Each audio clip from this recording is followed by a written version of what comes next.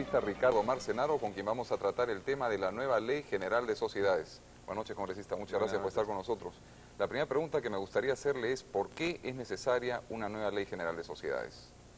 Bueno, porque evidentemente el mundo ha cambiado muchísimo en los últimos años y fundamentalmente las empresas, las sociedades. Y en consecuencia era necesario tener una norma que esté adecuada a todos estos últimos cambios que han habido, especialmente en el Perú. ¿La ley vigente de qué año es? Lo que pasa es que todo esto comienza del Código de Comercio, que es de comienzo de siglo, no obstante que han habido una serie de modificaciones en diferentes años. Pero evidentemente en los últimos 6, 7 años han habido cambios tan importantes que era necesario una modificación sustancial. Por eso era mejor hacer nuevamente una Ley General de Sociedades y no simplemente parchar la anterior. Y usted ha sostenido que de acuerdo al ritmo en que se está aprobando esta nueva ley, en 3 meses va a estar culminada. Ojalá lo pudiéramos terminar antes. Realmente hemos avanzado muy bien en la primera sesión, que hemos aprobado 50 artículos. Sí. En la próxima esperamos aprobar 60 artículos. La ley en total tiene 440. Así que esperamos en 2, 3 meses poder culminar esta labor. Recuerde usted que este trabajo comenzó en 1994, o sea, no es un trabajo reciente. Han habido varios anteproyectos que han sido discutidos a nivel nacional con universidades y muchas instituciones. Por lo tanto, ya es un trabajo que tiene, digamos, una cierta madurez en cuanto a su discusión. Y en estos primeros 48, 50 artículos que han sido aprobados, ¿cuáles han sido los temas centrales de las discusiones? Es decir, se habla por una parte del objeto social, de los estatutos, ¿cuáles diríamos son los puntos más saltantes de estos artículos que han sido aprobados? Bueno, esta es la parte general, la parte introductoria en la cual se fijan las normas para todas las sociedades.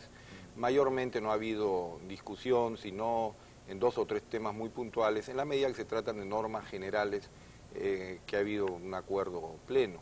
Fijan el domicilio de las sociedades, cómo se constituyen, qué tipos de sociedades van a existir, que son las mismas que han existido tradicionalmente en las últimas leyes peruanas, y los temas generales. Y me llamó la atención que el tema de la naturaleza misma de la sociedad en relación a que si tiene fines de lucro o no los tiene, ocupara la preocupación de varios congresistas, el congresista Estrada, la señora Beatriz Merino.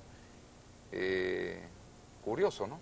Sí, realmente fue una discusión que nos demoró tanto tiempo si las sociedades deberían de tener o no finalidad de lucro, que preferimos simplemente obviar esa frase y eliminarla. Lo que pasa es que ahora en la doctrina moderna se establece que las sociedades se crean no solamente con una finalidad lucrativa, uno puede crear una sociedad cuya finalidad no sea el lucro, no obstante que el lucro, por cierto, no tiene nada de malo. Y por eso quisimos recoger lo último que hay en la doctrina universal. Sin embargo, de vista de la discusión que se armó sobre esa materia, preferimos simplemente eliminarlo. Y hay otro tema también interesante que es el relacionado al aporte de los bienes no dinerarios y a la valorización de los mismos. ¿Cómo ha sido tratado este tema? Es claro, existen toda una serie de artículos que señalan que cuando uno aporta algo, no solamente aporta dinero, puede aportar otro tipo de bienes. Y surgen una serie de preguntas como, por ejemplo, bueno, ¿qué pasa si se pierden esos bienes antes de que yo llegue a hacer el aporte y la entrega, no obstante de que me he comprometido a hacerlo? Sobre todo ese tipo de materias es que ha regulado el artículo. Y el otro tema en el cual tuvimos una discusión un poco larga era sobre si el objeto social de las sociedades debe señalar en forma taxativa todas las materias a las cuales debe dedicarse o si debe ser de una forma solamente general. Y ese también fue uno de los temas de discusión, porque la idea para que sea taxativa, que se señale cuáles son los objetos que tiene la empresa, era primero por razones de contribuciones, para que exista una claridad ante el fisco, pero fundamentalmente para que queden debidamente protegidos los accionistas minoritarios. Esta es una ley que protege mucho al accionista minoritario, a fin de que no se burlen sus intereses, a fin de que no se abuse el mayoritario de él. Y por eso también creemos que se debe precisar para que no vaya a ser que un minoritario luego se encuentre metido en una empresa que se dedica a materias de las cuales él no quisiera participar. Y también también se ha discutido el tema de los acuerdos de la sociedad, que aun cuando se tomen los acuerdos en forma mayoritaria, si estos están en contra del estatuto, son nulos. Ahora ese es un tema que también, digamos, ha sido ya contemplado en la legislación vigente, ¿no? Así es, sí, no, en eso no hay mayormente un cambio. Yo creo que los grandes temas de discusión van a venir a partir de los siguientes artículos. Ahora vamos a entrar a un tema muy interesante, que es el tema de la sociedad anónima. Y esto es fundamental porque creo que ahí se ha dado el cambio básico en esta nueva Ley General de Sociedades, al introducir diferentes formas de sociedad anónima. Tan rica es esta parte de la ley que hasta se pensó en algún momento de que era posible eliminar los otros tipos de sociedades, o sea, la sociedad comercial de responsabilidad limitada, etcétera. Porque realmente este tipo de sociedades, la sociedad anónima abierta, la sociedad anónima cerrada, la sociedad anónima tradicional, llamémosla así, cubren, digamos, casi todas las necesidades que se dan hoy día en el mundo moderno. Sin embargo, se optó por dejar los otros tipos de sociedades, en vista que hay muchas sociedades en la actualidad que tienen otras formas y que les implicaría hacer toda una transformación y un cambio, y no queremos obligar a nadie a hacer mayormente cambios. Y por lo tanto se han respetado las formas tradicionales. Y yendo un poquito más, digamos, desde el punto de vista global, un poco más general, esta Ley General de Sociedades definitivamente es un elemento fundamental en lo que implica estabilidad jurídica para el desarrollo económico del país, y de alguna manera también tendrá alguna influencia en lo que son las inversiones extranjeras. Yo creo que sí. Nosotros hemos tenido oportunidad de conversar con muchos estudios de abogados que son los que manejan los intereses de inversionistas extranjeros e inversionistas nacionales, y nos manifestaron de que este era un interés primordial, que querían conocer cómo iba a ser esta nueva Ley General de Sociedades, porque esta permite una serie de posibilidades nuevas en cuanto a la forma de tener acciones, etcétera, que son de especial interés para el inversionista. Por lo tanto, sí es otro instrumento jurídico más, por cierto, no el único, pero otro instrumento jurídico más que va a permitir colaborar en lo que es generación de empleo y atracción de inversiones, tanto nacionales como extranjeras. Y también está este esfuerzo, digamos, se coordina muy bien con los anuncios formulados por el señor Torres y Torres Lara, en el sentido de que no solamente en esta legislatura se va a legislar, sino también se va a tratar de ordenar la legislación vigente, derogar específicamente una serie de leyes y de normas que existen y que han ido creciendo de una forma tan inorgánica que genera también desorden jurídico, ¿no? Esa es la idea. Por primera vez en la historia del Perú se ha hecho una comisión en el Congreso encargada justamente de la simplificación legislativa.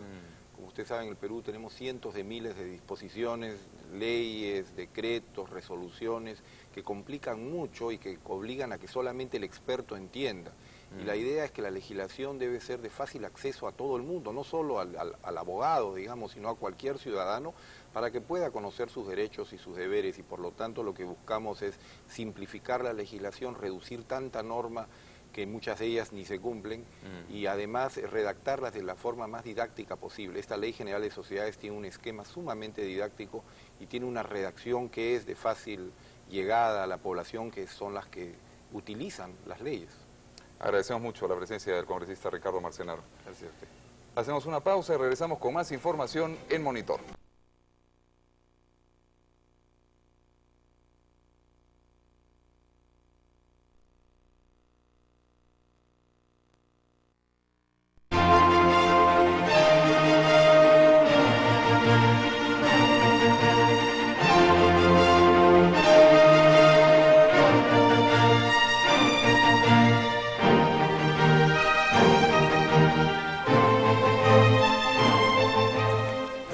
Amigas y amigos de Orden del Día en Monitor Telecable.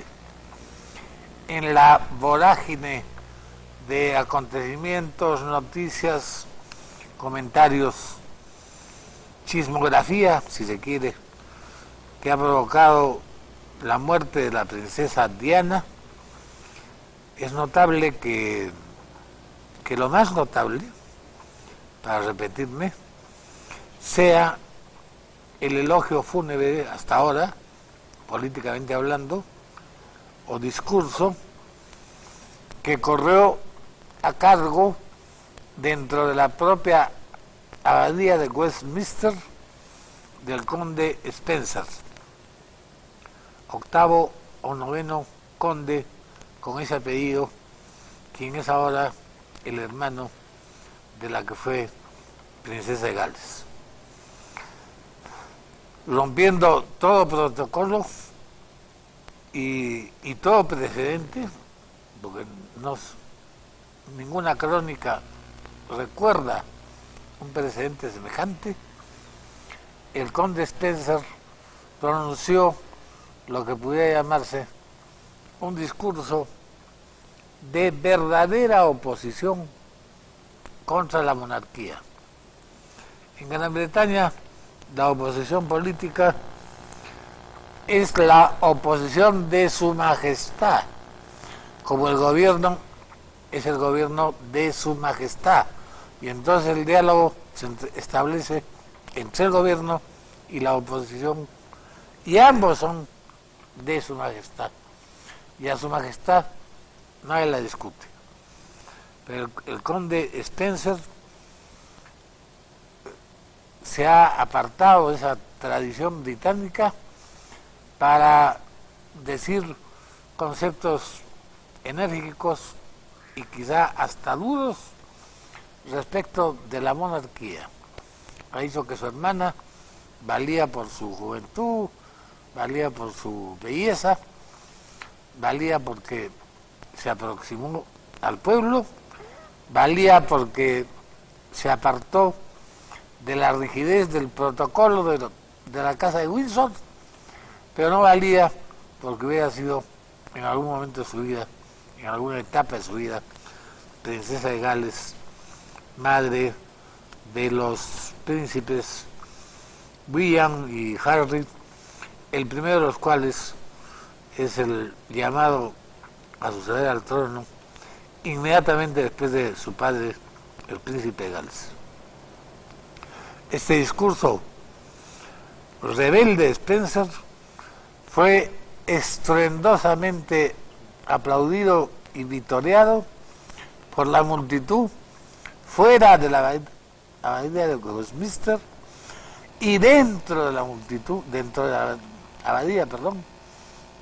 abadía, por los nobles, notables, millonarios y la alta clase social que estaba ahí presente y que aplaudió a Spencer delante de la reina a la hora en que, como digo, el discurso de Spencer contenía una crítica que casi podría llamarse feroz a la conducta de la Casa Real.